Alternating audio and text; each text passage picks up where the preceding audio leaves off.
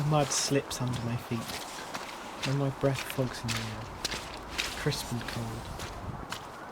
My nose is pink, pinched by the cold fingers of the early evening.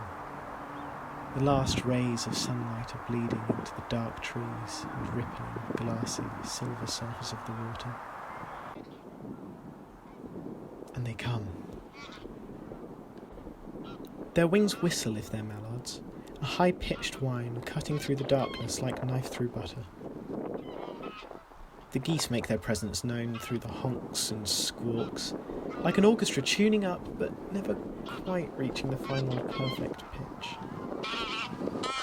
As they come into land towards the shimmering water, their honks intensify, keeping the flock together. Occasionally one goose tumbles away from the wedge, the term for a group of flying geese, and pirouettes gracefully towards the water's surface alone. Their calls compete with the city lights for which is louder. But I know that nature's orchestra will always dominate the night for me. The calls of waterfowl filling the night, just like the moon's glow fills the sky.